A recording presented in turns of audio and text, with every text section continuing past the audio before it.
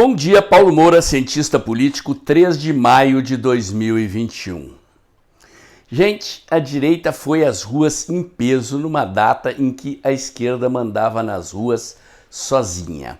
Foi, como eu já disse aqui, a maior manifestação, considerando o que aconteceu em todo o Brasil, em algumas capitais como São Paulo, Rio de Janeiro foi lindo, mas em todas as cidades foram enormes manifestações, as maiores que a direita fez neste período, desde a eleição do presidente Bolsonaro até agora. E eu pergunto, foi suficiente para dar um recado à classe política, ao establishment, ao STF? A resposta eu vou dar em seguida no vídeo de hoje, mas antes eu queria agradecer a você que está doando pelo Pix e pela conta bancária do canal. O canal está bombando, o vídeo que eu fiz das manifestações ontem está um sucesso, continua crescendo em número de visualizações. Agradeço a vocês e tudo isso só é possível porque vocês estão apoiando o canal, estão doando, permitindo que eu aumente aqui a estrutura do canal, que eu impulsione meus vídeos para que eles cheguem o mais longe possível. O conceito deste canal é o de fazer análise política posicionada no campo conservador, à luz da ciência política e da teoria da comunicação em vídeos curtos. Você não encontra nada parecido no YouTube. Peço a você também que se inscreva no meu canal do Telegram, o Dextra by Paulo Moura. Lá eu posto diariamente os links das notícias e análises que eu posto no meu site, o dextra.jor.br, e bem cedinho da manhã, logo em seguida a publicação dos vídeos aqui do canal, eu boto o link lá no Telegram também, de modo a avisar todo mundo que me segue pelo Telegram que tem vídeo novo no canal, assim como, tenha certeza, todo dia de manhã cedinho tem.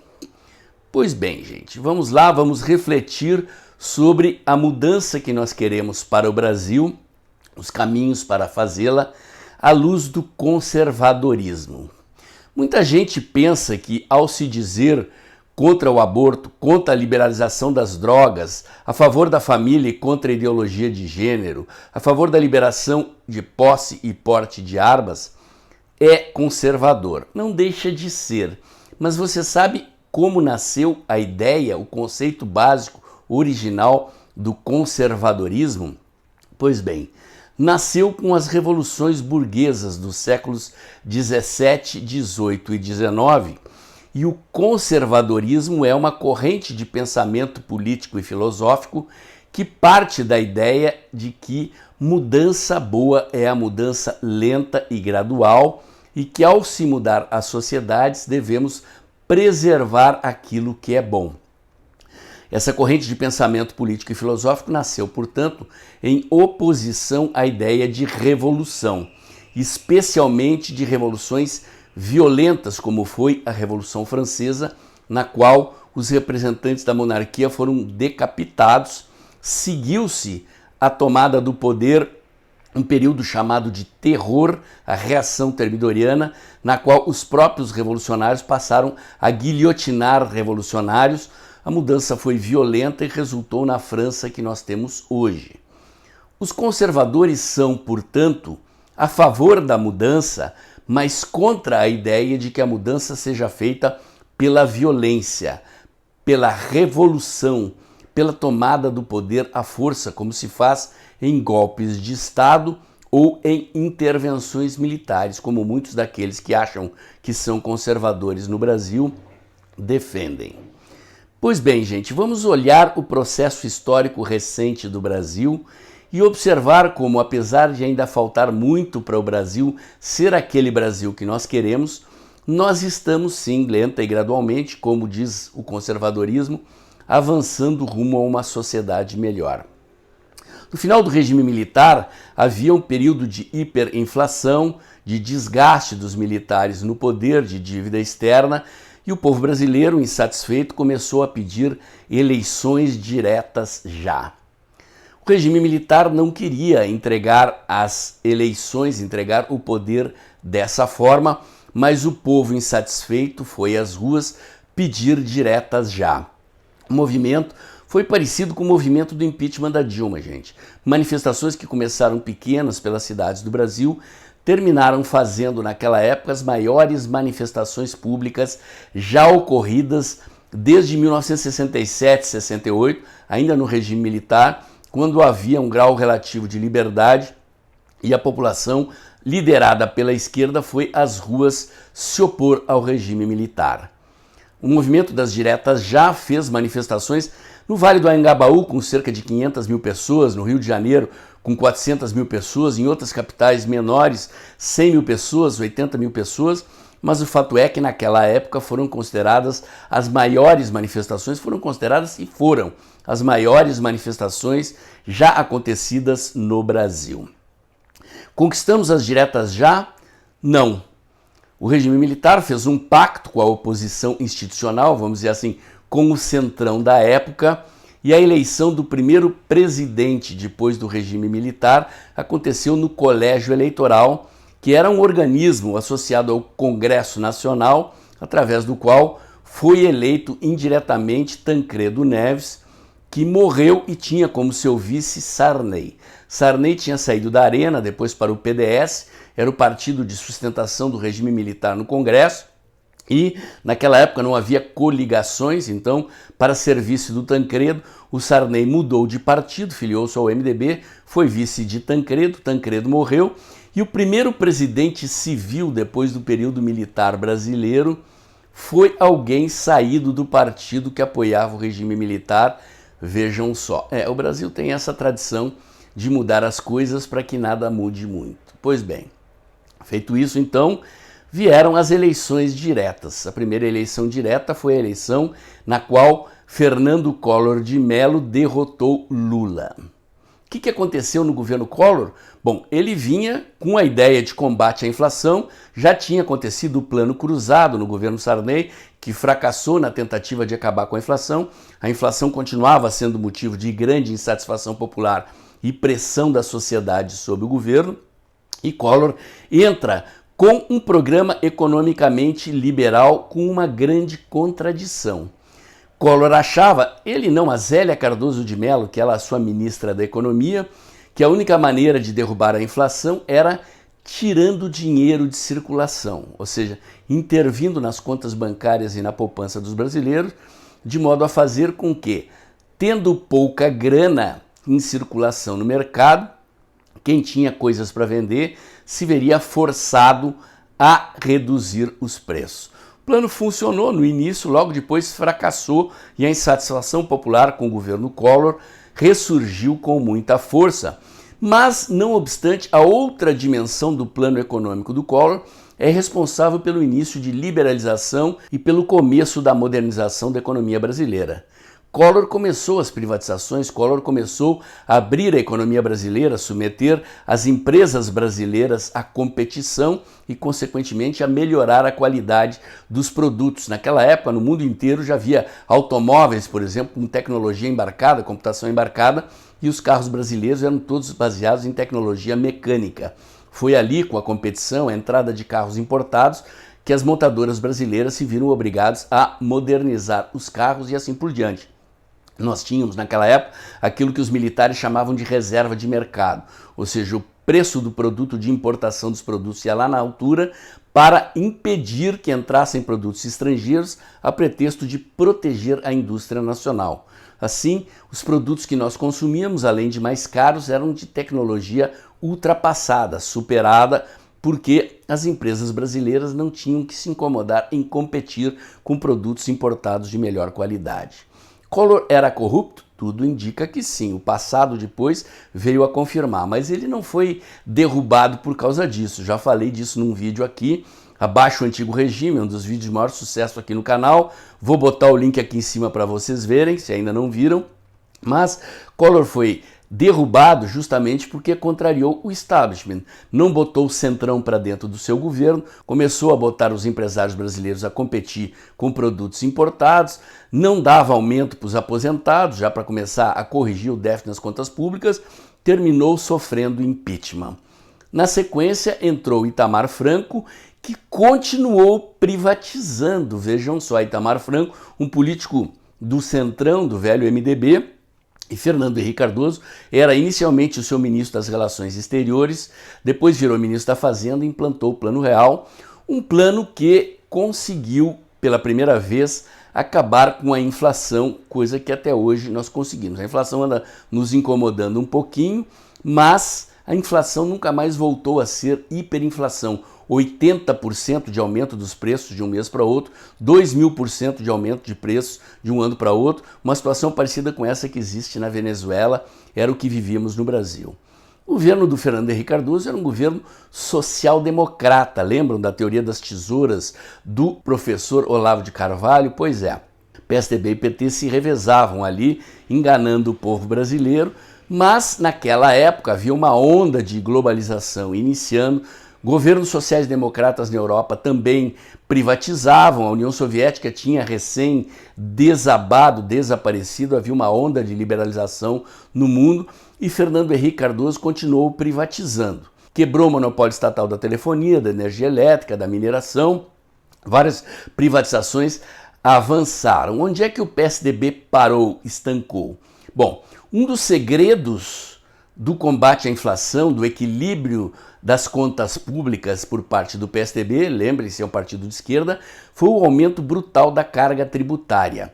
Os brasileiros naquela época pagavam 24% do PIB em impostos e a carga tributária subiu no governo do Fernando Henrique Cardoso de 24% para 36%.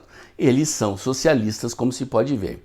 Chegou a hora, então, de fazer a reforma da Previdência. Essa que o ministro Paulo Guedes e o presidente Bolsonaro fizeram agora, mas o Fernando Henrique Cardoso resolveu que era mais importante ele lutar pela própria reeleição. Não havia reeleição no Brasil, na Constituição não estava prevista a reeleição e Fernando Henrique Cardoso, em vez de fazer a reforma do Estado e principalmente a reforma tributária, gastou a sua popularidade lutando ao longo de todo o seu mandato pela aprovação da sua reeleição. Ali, aliás, dizem, nasceu a ideia do mensalão. Faltavam alguns votinhos para conquistar a maioria constitucional necessária para aprovar a reeleição de Fernando Henrique Cardoso e alguns parlamentares, inclusive, confessaram que venderam o voto por cerca de R$200 mil.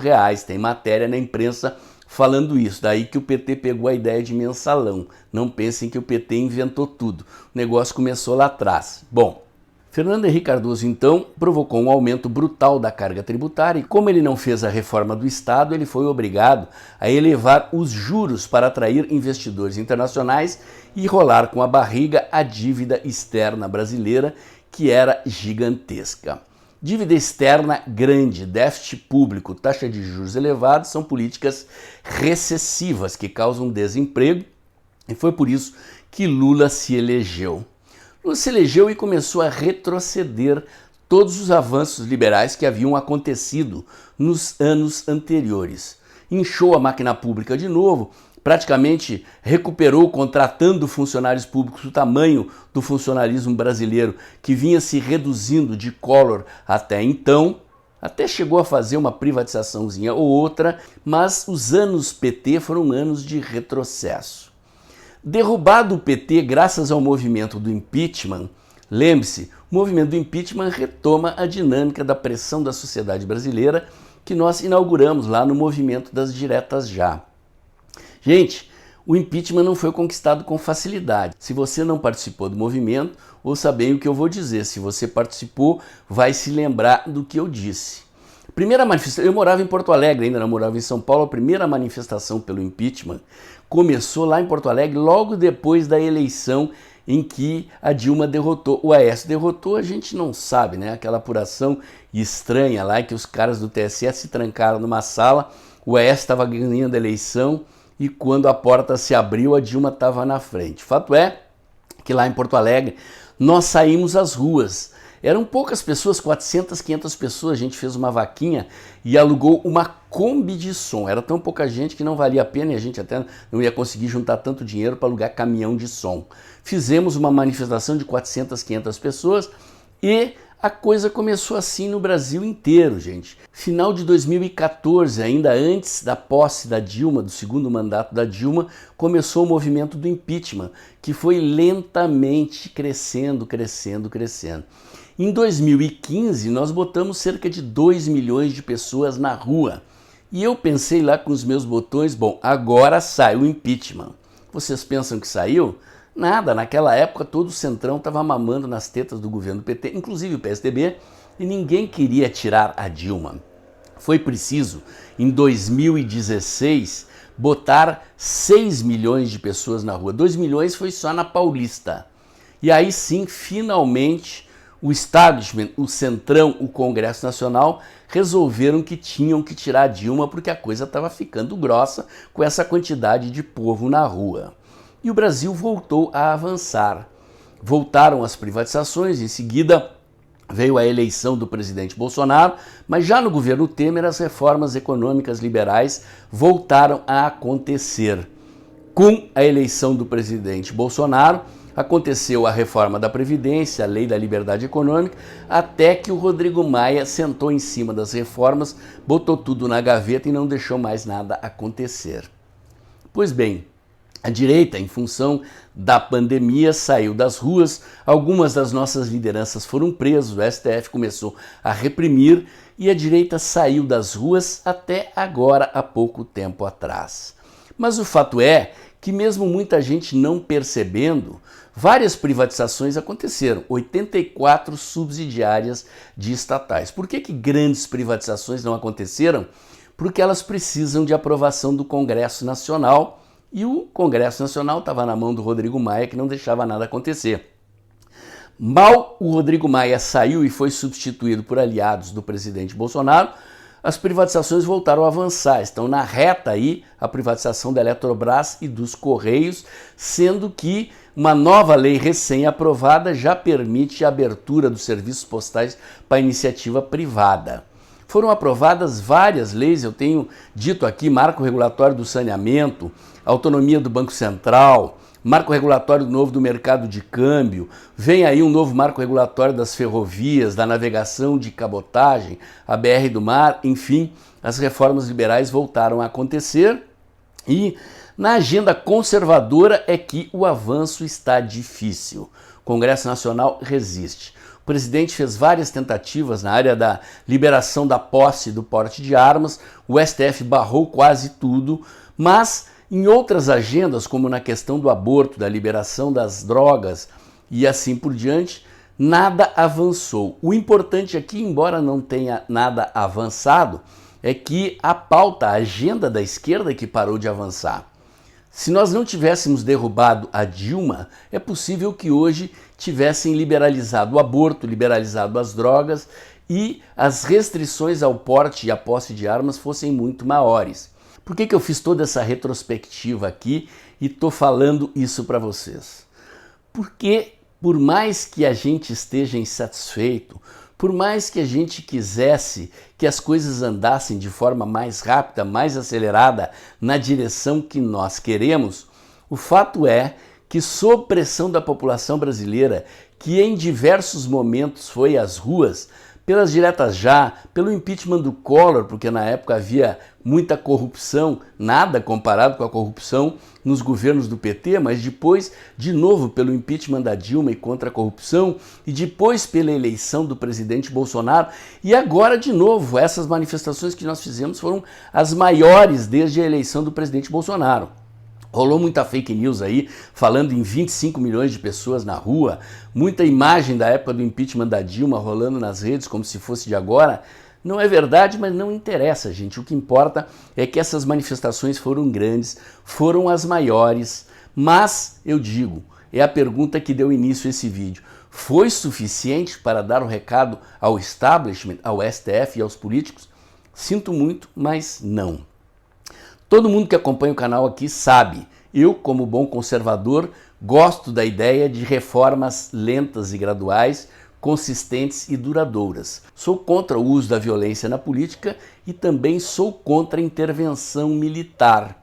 Acho que a missão de mudar um país é do povo e quando o povo sai às ruas, mete pressão nos políticos, mete pressão no establishment, as mudanças terminam acontecendo. Lentamente, mas terminam acontecendo.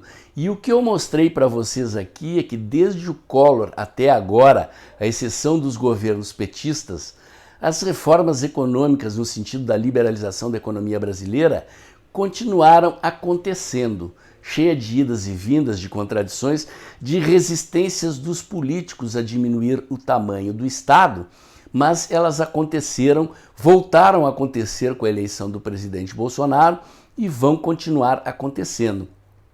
As reformas da lei que dizem respeito à pauta conservadora, se não avançaram como nós gostaríamos de ver, não avançaram em sentido oposto. Ou seja, os governos que antecederam a eleição do presidente Bolsonaro eram governos de esquerda a favor da liberalização do aborto, a favor da liberação das drogas, contra a posse e porte de armas. A posse e a porte de armas avançaram um pouquinho, perto do que nós gostaríamos, ainda está longe, mas é como eu disse, a agenda da questão do aborto, da questão das drogas, parou de avançar. Se não melhorou a legislação como nós gostaríamos, pelo menos parou de piorar. O sentido do processo, portanto, que nós estamos vivendo, caminha na direção do aumento da liberdade econômica, do aumento da nossa liberdade política e civil como cidadãos, e se nós conseguirmos reeleger o presidente Bolsonaro, quem sabe consigamos melhorar a legislação na área dos valores e costumes como nós gostaríamos. Talvez até o homeschooling, por exemplo, o direito das pessoas educarem os filhos em casa sem mandar para a escola, passe ainda na legislação que vai ser posta em votação antes da reeleição do presidente Bolsonaro. O que precisamos fazer para o Brasil continuar avançando? Não sair das ruas, voltar às ruas daqui para frente em manifestações cada vez maiores, assim como nós fizemos para derrubar a Dilma. Os políticos só entendem o recado quando o povo vai para a rua com garra, com força e numa quantidade enorme de pessoas. Nós vamos enfrentar Lula e o PT, o candidato mais forte da esquerda, que a Globo quer ver eleito, que o establishment quer ver eleito, que o STF quer ver eleito e que os corruptos desse país querem ver eleito. E nós não vamos deixar. E não vamos deixar indo para a rua, gente. Este é o recado. Na época das diretas já aconteceu um episódio fenomenal. Já naquela época a Globo era contra o que o povo queria. No Vale do Anhangabaú estava acontecendo uma das maiores manifestações, eu falei aqui, 400, 500 mil pessoas, e nada da Globo televisionar. Era de noite, na época do Jornal Nacional, e o helicóptero da Globo começou a sobrevoar a manifestação, e o povo lá embaixo começou a gritar: fora a Rede Globo, o povo não é bobo, fora a Rede Globo, o povo não é bobo. E os chefes da Rede Globo ligaram para a editoria do Jornal Nacional e na hora mandaram a Globo botar a manifestação no ar em pleno Jornal Nacional, ao vivo, transmitida daquele helicóptero que sobrevoava lá em cima. A Globo também, aliás, a Globo que está mal das pernas, está em vias de falência, porque parou de mamar nas tetas do governo, também entende o recado das ruas, assim como o STF, assim como todo o establishment. Portanto, o recado está dado. Se você é conservador, precisa estudar um pouquinho e ver onde é que nasceu a ideia de conservadorismo. Mudança boa é mudança lenta e gradual, mudança que preserva o que é bom e que muda o que é ruim. E nós estamos gradativamente melhorando o Brasil e vamos melhorar mais se elegermos o presidente Bolsonaro para mais um mandato. O recado de hoje era esse. Se você gostou, faz um pix aí, ajuda o canal a crescer, se inscreva no meu canal do Telegram e lembre-se, curta, comente e compartilhe esse vídeo, bota o dedãozinho lá, aperta o sininho para o YouTube avisar você quando tem vídeo novo no canal. Inscreva-se aqui no meu canal do YouTube e o comentário de hoje era esse. Até o próximo.